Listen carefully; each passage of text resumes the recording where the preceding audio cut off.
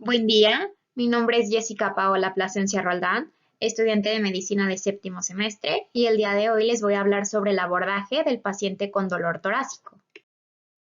El dolor torácico es un síntoma común que presenta al médico de atención primaria un complejo desafío diagnóstico y terapéutico. Tan solo en Norteamérica, este tipo de dolor constituye la segunda queja más común en el servicio de urgencias.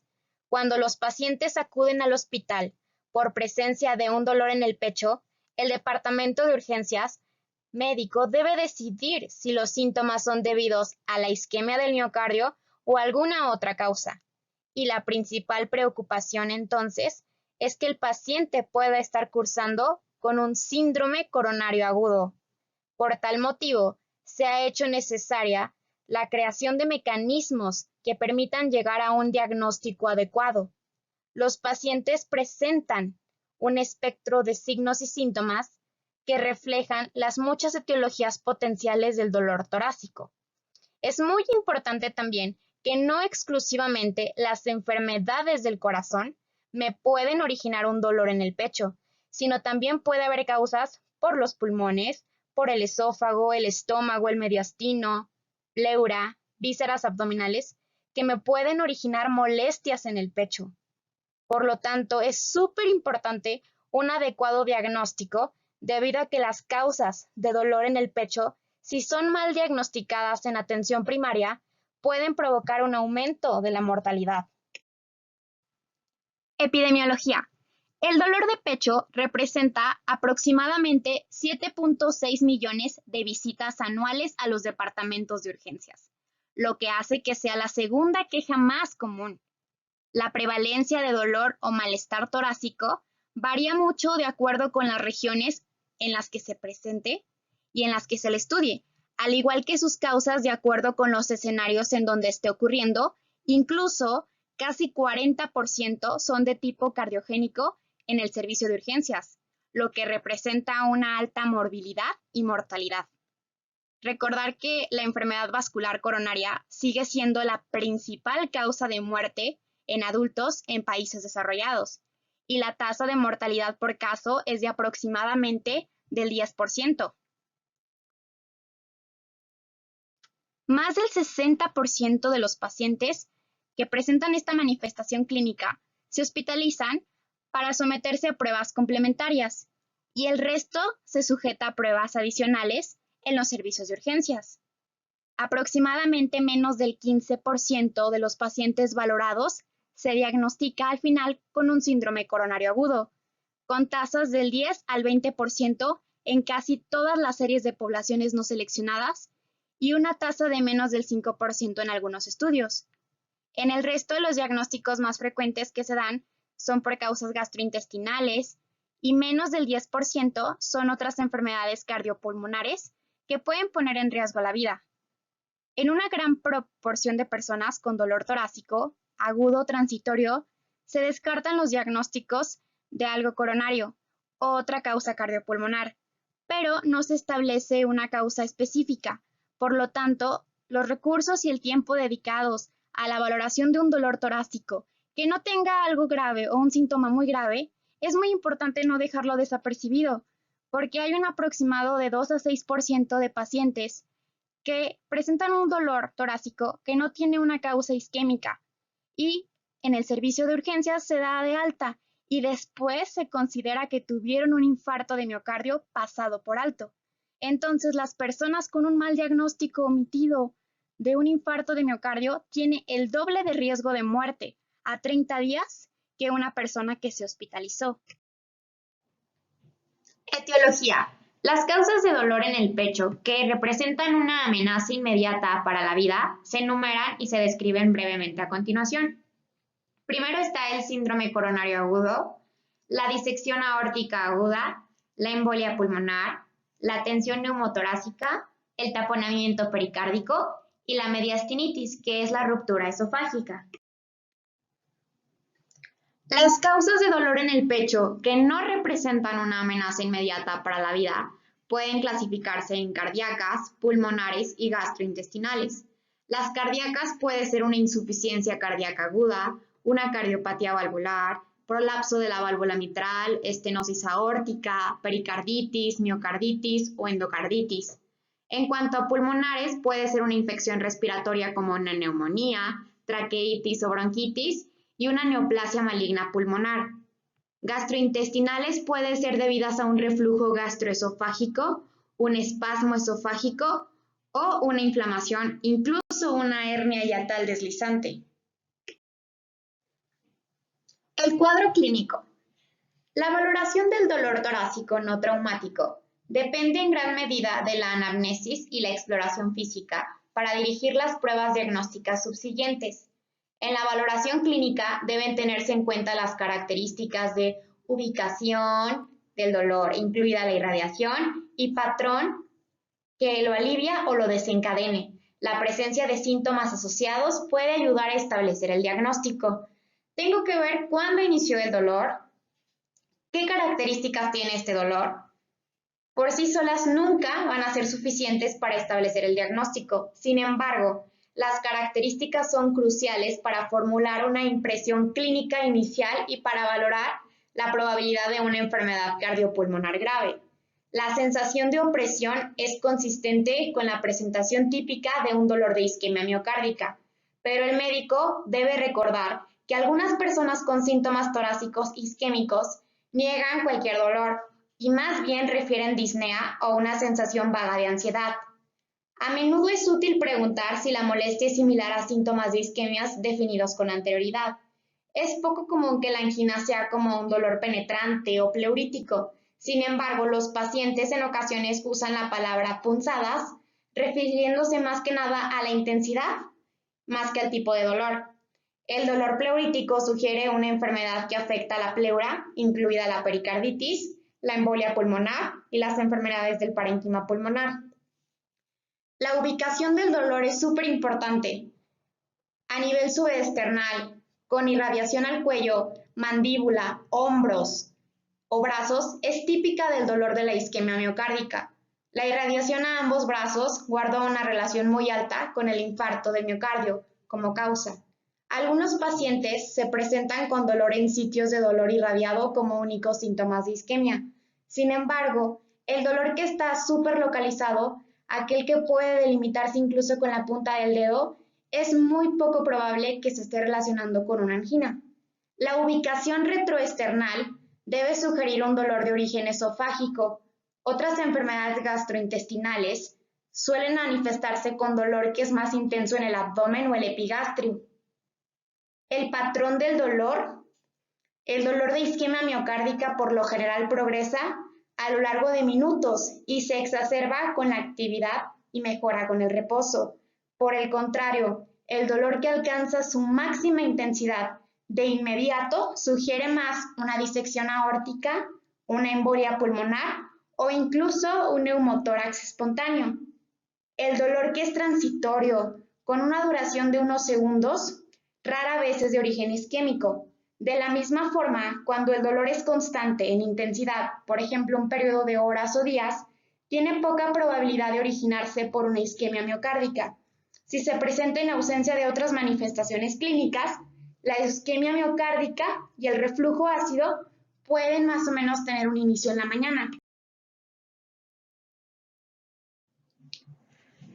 Recordar que hay factores que desencadenan y alivian el dolor. Las personas con dolor de isquemia miocárdica, por lo general, prefieren permanecer en reposo, sentados o incluso dejar de caminar. Sin embargo, los médicos deben tener presente el fenómeno conocido como angina caliente, en la cual algunos pacientes experimentan cierto alivio de la angina conforme continúan con el mismo nivel de esfuerzo o incluso mayor sin la aparición de síntomas. Es menos probable que la intensidad del dolor se modifique con los cambios de posición o el movimiento de las extremidades superiores y el cuello en caso de isquemia miocárdica y sugieren una causa musculoesquelética. El dolor de la pericarditis a menudo empeora con el decúbito dorsal y se alivia al sentarse en posición vertical e inclinarse hacia el frente. En cuanto al reflujo gastroesofágico, puede exacerbarse por el consumo de alcohol y de ciertos alimentos o con la posición inclinada. puede haber cierto alivio en la posición sedente. Las exacerbaciones con los alimentos sugieren una causa generalmente gastrointestinal, como enfermedad ulcerosa péptica, colecistitis o pancreatitis. La enfermedad ulcerosa péptica tiende a producir síntomas de 60 a 90 minutos después de consumir el alimento.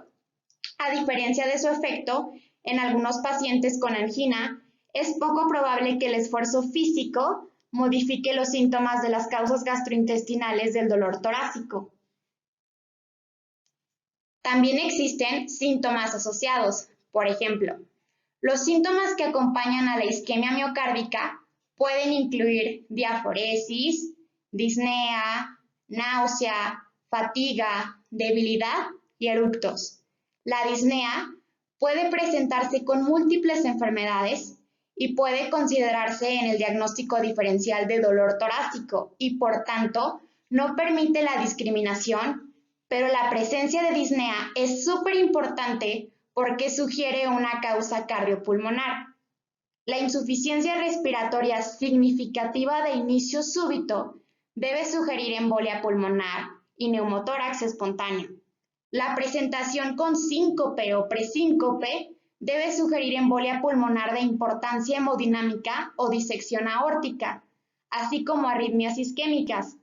Aunque la náusea y el vómito sugieren una enfermedad gastrointestinal, estos síntomas también pueden aparecer en casos de infarto de miocardio, presumiblemente por actuación del reflujo vagal o una estimulación de los receptores del ventrículo izquierdo.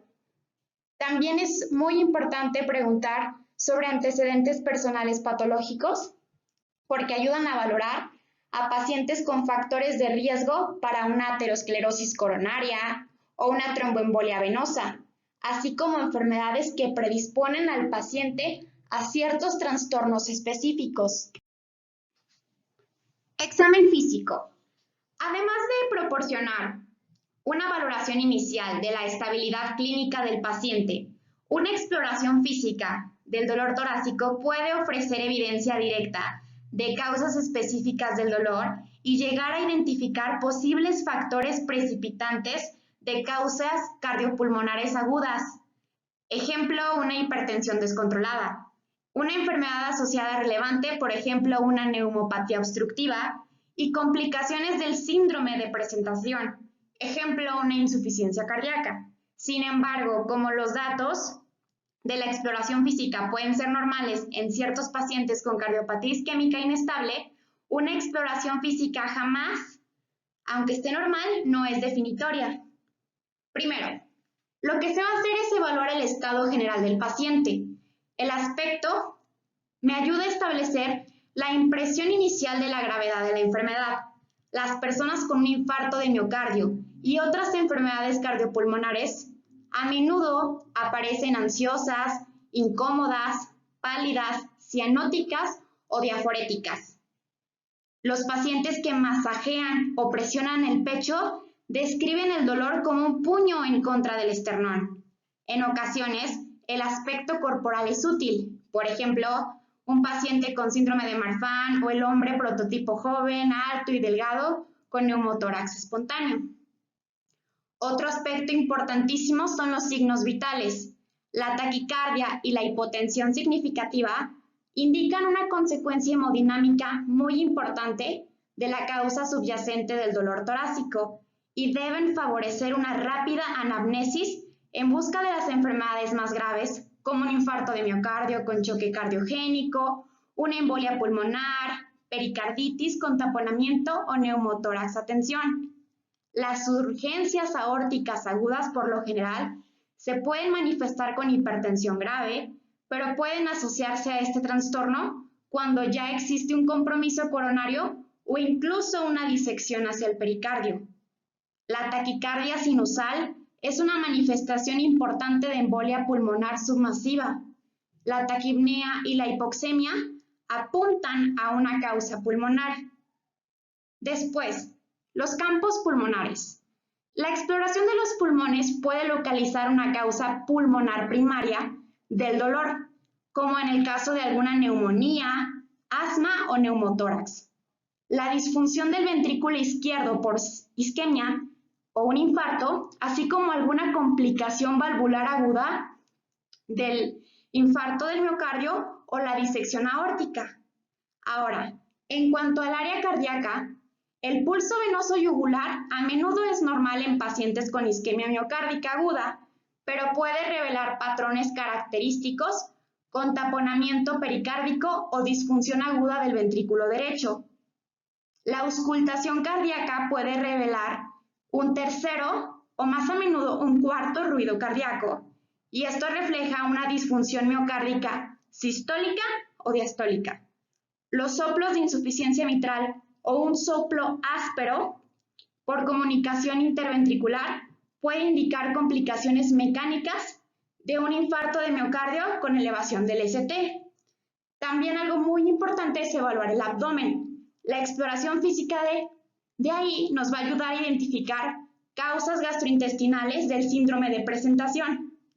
Las manifestaciones abdominales son infrecuentes en el caso de problemas cardiopulmonares agudos, con excepción de la enfermedad cardiopulmonar crónica, subyacente o disfunción grave del ventrículo derecho, que muchas veces ocasiona congestión hepática. La disminución de los pulsos vasculares puede reflejar arteriosclerosis crónica subyacente, que aumenta la probabilidad de coronariopatía. El diagnóstico. Lo primero que se tiene que hacer es un electrocardiograma. Se obtiene un electrocardiograma estándar de 12 derivaciones para todos los pacientes que presentan dolor en el pecho, que puede ser un síndrome coronario agudo. Las pautas del Colegio Americano de Cardiología y la Asociación Americana del Corazón sugieren que este electro se obtenga e interprete dentro de los 10 minutos posteriores a la presentación del paciente en el servicio de urgencias, con el objetivo de identificar a pacientes con elevación del segmento ST para establecer el diagnóstico de infarto de miocardio y finalmente dar su intervención inmediata a fin de restablecer el flujo en la arteria coronaria ocluida. La depresión del segmento ST y las inversiones simétricas de la onda T también tienen que ser tratadas de una manera distinta. Entonces, un solo electrocardiograma realizado durante la presentación detecta menos del 50% de los infartos. Por eso puede repetirse si el electro inicial no es diagnóstico, pero el paciente permanece sintomático y existe una alta sospecha clínica. Los electros previos son importantes para determinar si las anormalidades son nuevas. La presencia de un bloqueo de rama izquierda hace que sea difícil determinar la presencia de cambios isquémicos. Si se tratase de una embolia pulmonar, pudiera encontrarse S1, Q3, T3, es decir, onda S prominente en la derivación 1, onda Q en la derivación 3 y onda T invertida en la derivación 3. E igual, los hallazgos de depresión del segmento PR, elevación del segmento ST o inversiones de la onda T pueden formar parte de un diagnóstico de pericarditis o taponamiento cardíaco. En cuanto a estudios de laboratorio, están los biomarcadores cardíacos. En el contexto de un infarto agudo del miocardio, los análisis avanzados de troponina I y T cardíacas detectan elevaciones en 3 horas, alcanzan su punto máximo a las 12 horas y permanecen elevadas durante 7 a 10 días. Por lo tanto, las troponinas son la prueba preferida para el diagnóstico de infarto agudo del miocardio. En la mayoría de los casos, un solo conjunto de biomarcadores cardíacos negativos no es suficiente para que descartes un posible infarto. Sin embargo, usando el ensayo de troponina T de alta sensibilidad, este enfoque ahora es posible en pacientes seleccionados.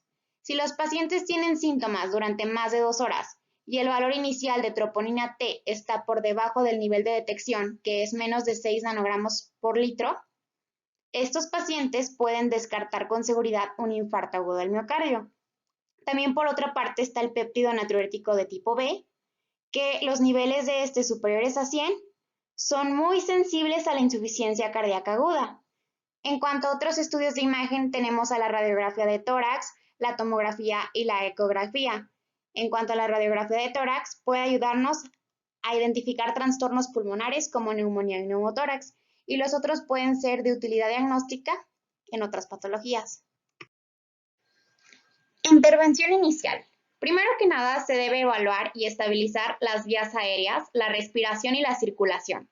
Proporcionar oxígeno suplementario para mantener la saturación de oxígeno arriba del 90%. Tratar la arritmia que se presente de acuerdo a los protocolos y administrar aspirina en una dosis de 325 miligramos. Se debe de realizar una historia y un examen centrados buscando signos de un compromiso hemodinámico o de una insuficiencia cardíaca izquierda. También se deben de obtener sangre para los biomarcadores cardíacos, es decir, para buscar los niveles de troponina, electrolitos, hematócrito, hemoglobina. Luego, posteriormente, se debe administrar 3 tabletas sublinguales de nitroglicerina en dosis de 0.4 miligramos, separadas por 5 minutos, o un aerosol debajo de la lengua cada 5 minutos por 3 dosis. Si el paciente presenta molestias en el pecho persistentes, hipertensión o signos de insuficiencia cardíaca. Ahora, en cuanto a administrar betabloqueantes, sí se van a administrar siempre y cuando no haya signos de insuficiencia cardíaca y no haya un alto riesgo de compromiso hemodinámico o signos de esto, bradicardia o una enfermedad respiratoria reactiva. Se recomienda administrar sulfato de morfina de 2 a 4 miligramos de inyección intravenosa lenta cada 5 a 15 minutos por molestias o ansiedad inaceptable y persistente.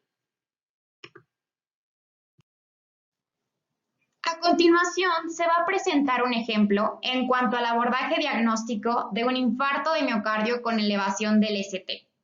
Primero que nada, si el centro cuenta con capacidad para una angioplastía primaria en los primeros 60 minutos, se debe de llevar a cabo. Si el servicio de urgencias no tiene la capacidad de hacerlo, es posible que esto se pueda realizar en menos de 120 minutos. Si sí, se va a trasladar de inmediato a un centro con esta capacidad.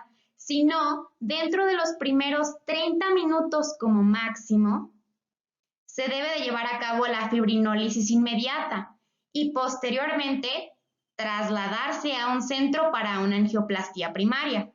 Si la fibrinólisis fue efectiva, preferiblemente después de 3 a 24 horas se debe de realizar una angiografía coronaria, pero en caso de que no, se debe de buscar la manera de hacer una angioplastía de rescate.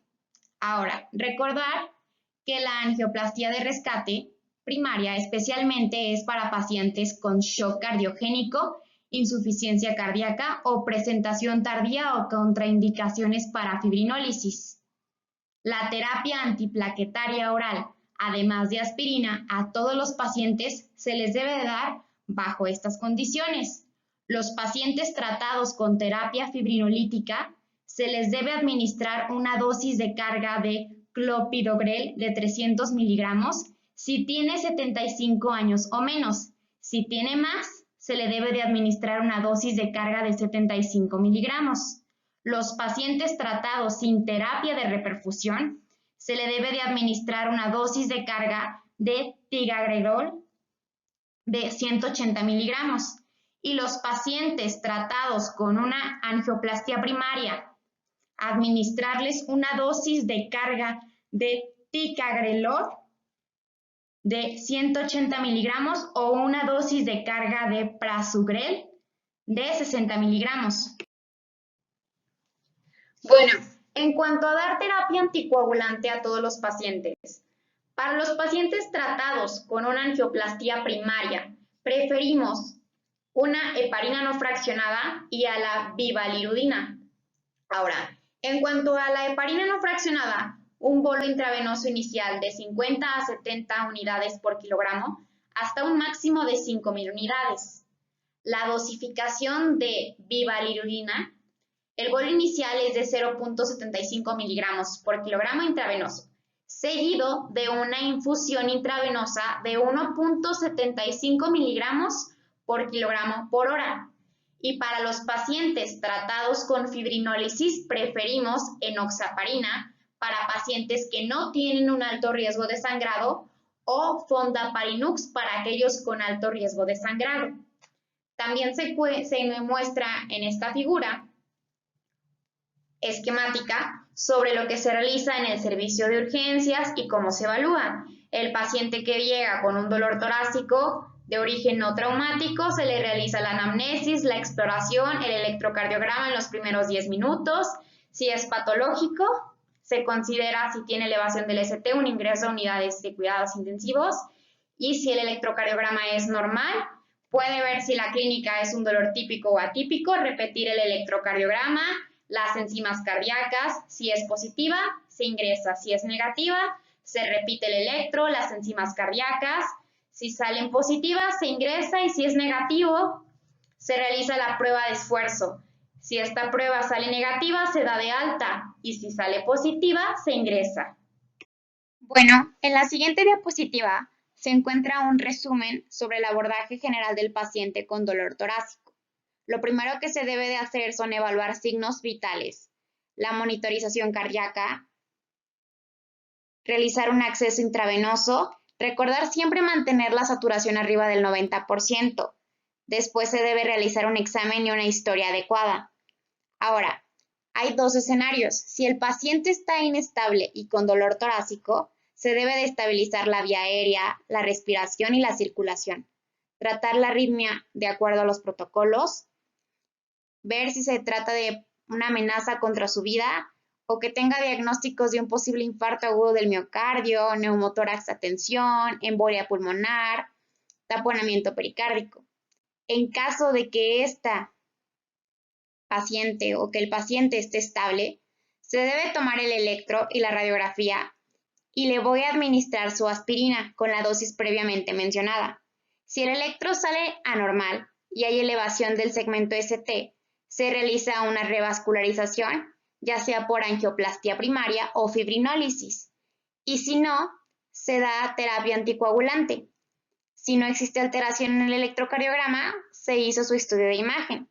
En cuanto a la radiografía, si encuentro una alteración que me dé pauta a un neumotórax, lo tengo que tratar en base a los síntomas. En caso de un ensanchamiento del mediastino, debo sospechar de una disección aórtica. Ahora, también tengo que evaluar si hay discrepancia en el pulso sanguíneo y tengo que empezar a controlar esto mediante la presión sanguínea. Ahora, si no se hizo un estudio de imagen y tiene clínica de tromboembolia pulmonar, lo puedo confirmar con el dímero D. En cuanto a los biomarcadores cardíacos, si me salen positivos, debo de empezar con una terapia anticoagulante. Y si salen negativos, debo de recordar que eso no va a excluir el diagnóstico de un infarto de miocardio. Tengo que repetirlos para confirmar a ver de qué se trata. Y cuando haya un caso sugestivo de taponamiento y pericarditis, debo de realizar un ultrasonido para confirmar y dar un adecuado tratamiento. Y pues bueno, esto ha sido la plática de abordaje sobre el paciente con dolor torácico. Espero haya sido de su agrado y ahí se dejan las fuentes de donde se obtuvo la información.